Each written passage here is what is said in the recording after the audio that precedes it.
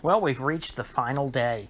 The $600 a week unemployment benefits issued by the federal government in response to the Wu flu and our new Great Depression are expiring, and Congress is not going to come up with any sort of benefits to replace them. So that $600 a week, which made it pretty, made it pretty nice to be unemployed, is just going to disappear. Now, I have to say, I'm actually pretty surprised. I was thinking that, with everything going on and the fact that, Republicans have pretty much dropped any pretense of caring about, fiscal responsibility and such over the past 4 years, that, they would have no problem extending these benefits and perhaps coming up with an even bigger stimulus bill this time around. But actually, they seem to be, bickering with the Democrats a bit on this. To the point to where we've reached the end of where it's expiring and nothing has happened. You always see inter-party fighting in Washington over everything because they're even if they agree on something, they want to be able to score political points, so they'll turn it into a fight. But I really thought that was just a show for the cameras. I was fully expecting that by the time we got to this point, that there would be something that the Republicans would be very happy to ram through and approve, so for many trillions in newly printed money to be mailed out in checks to consumers. And this was part of the reason why I've been, fearing, an uptick in inflation, because it looked like our economy was shut down, and the government was content just to replace people's incomes. But even when there's little to no production going on in the country, and we would just consume everything that was already produced, and then there would be very little left, and prices would have to rise because everyone would have money and nothing to spend it on. But now we're actually going in the other direction because people are going to be losing this, this $600 a week, and this will have two main effects.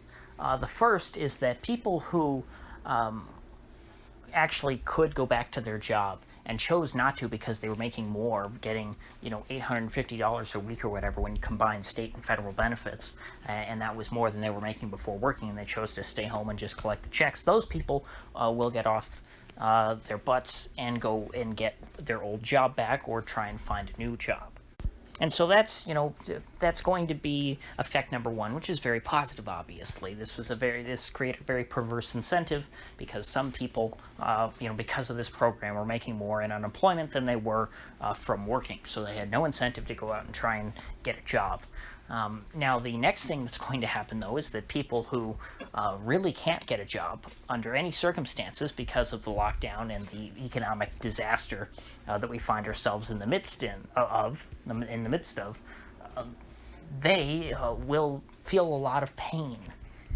The relief they were getting in the form of that $600 a week will just go poof. It will not gradually fade away. It's simply that this week they have it and next week they won't. And so if these folks are sitting at home, unable to work because of state and local, mandates and lockdowns and things like that, or because their business was destroyed because of, some related effects of our economic collapse that we are witnessing, if they were, affected by that 33% drop in GDP that we witnessed over quarter two, or the 5% drop before that, which again, it's a pretty big chunk of the U.S. economy just gone. Remember, more jobs were lost this year so far than were gained in the entire time since, the end of the last recession. So all of the jobs that were made, or that were created, that people got over the last decade are gone times two, I think, and now more than double. And so it's not like everybody receiving these $600 checks are just welfare queens. A lot of them, perhaps even most of them, really do need it and will be in dire straits without it. And so this is not a minor thing to simply pass. This is going to create a lot of anger and resentment. It's going to create a lot of frustration, and it's going to drive, marginal individuals into a more radicalized state. These are the kind of events that we have to look for when you're trying to figure out what can cause riots. Even if, as I've said before, even if people aren't specifically going out and rioting in the streets saying, I want my $600 a week, there's a lot of people who will be out in the streets over whatever, the cause is, who wouldn't have otherwise been out in the streets had these, benefits not expired, or had there not been economic devastation. Economic devastation is what, motivates people to go out and, appeal to revolutionary causes. Nobody wants to challenge the government or the establishment or any kind of fundamental systems of society if their lives are going well. If their lives are going well, then they're going to go along to get along.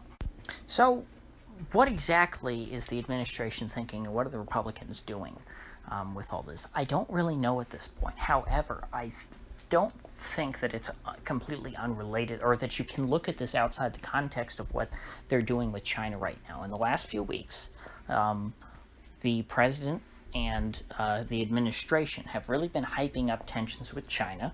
Of course, China is where the virus originated, and they, because of their lies and things at the beginning, there was a lot of misinformation about the virus.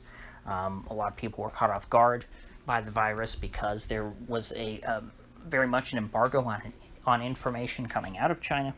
But of course, the president and Mike Pompeo, are not talking about that so much as other things like TikTok, which today Trump is issuing some sanctions against and trying to shut down, and telling the Chinese they have to sell the U.S. version of TikTok.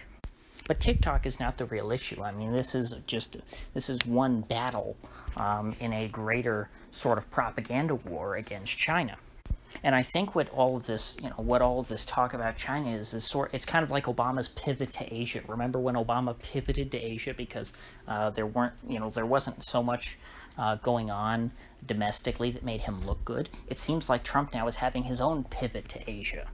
We keep seeing these news stories about U.S. ships in the South China Sea and in the Pacific. Well, big whoop. There's been U.S. Navy ships in the Pacific since before World War II, and the U.S. has dominated the Pacific since World War II. So these are not really news stories so much, but the fact that you're seeing them more is trying to plant the seed in people's minds that China is very much the enemy, and we've got this active conflict boiling, that there's a Cold War with China.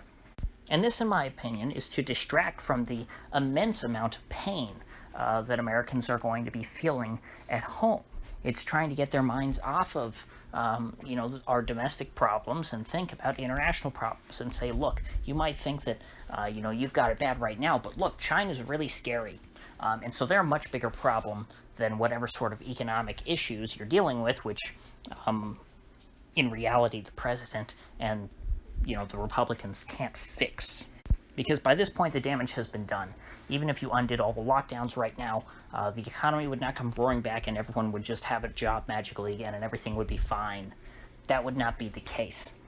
Businesses have been driven into bankruptcy. There's a lot of folks who worked for companies that no longer exist. Markets have been destroyed. It will take a very, very long time to rebuild after all of this. And so this is not something that's fun to think about. It's not something that is positive. It's not something that's inspiring. However,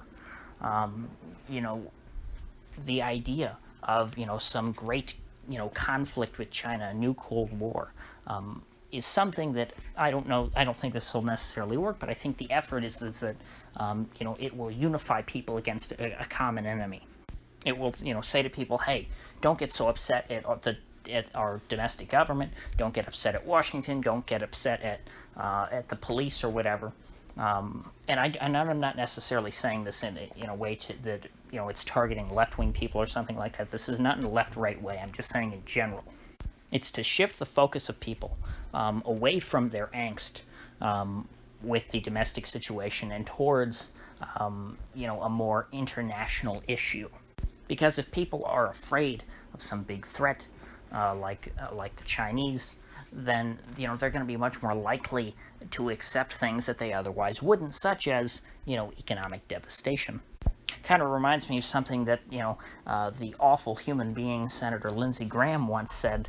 I believe his words were, freedom of speech is a great idea, but we're in a war. The idea basically being that, hey, you might like your civil rights. There might be all these things you cherish as an American or as a human being, but when we say the word war, all that disappears, because then the only thing that matters is the war. And what is the war? The war is whatever we tell you it is, whether it's a war on terror, a war on global communism, or a war on China building little airstrips in the South China Sea.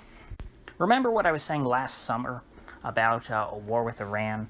I was saying that the only way that I thought that Trump would go to war with anybody, and at that time we were talking about Iran, would be if we got into the summer of 2020 and, things were not looking good for him electorally. Then he would want to start, beating the war drums and trying to rile up the country and inspire some patriotism so that people would rally around the president. I don't know necessarily if this would work. All I said was that, in the short run, wars are very good for presidents' approval ratings, because at first when people, are riled up by the media into the war frenzy, they're very excited to, sort of wave at the troops on the boat as they ship off. But then, of course, as the war inevitably bogs down and becomes a bad thing that people don't like, then that president loses their approval rating, and their approval rating becomes lower than it was before they even announced the war. But Trump could take advantage of that initial bump and ride that wave to re-election. But of course, when we're talking about China, a real war is not on the table. You can't have a war with a nuclear power. Anyone who's talking about such a thing is just not a serious person, and you really should question, what you hear from them. The only thing that you could expect, really, is another Cold War, just like you had with the Soviet Union, to where you have all of these little, these little battles like TikTok or, the McCarthy hearings, and propaganda wars on both sides. And that in many ways is more effective because it sort of keeps the idea alive of this, of this red menace. So that to me seems to be Trump's strategy for re-election. Ignore our domestic woes and focus on, this common enemy that is China. So with that said, if you get anything of value out of this video, I'd appreciate you clicking that like button and sharing this video. And if you haven't already, please do subscribe, because I do upload every day and I'd hate to have you miss one. So I'll see you folks back here tomorrow.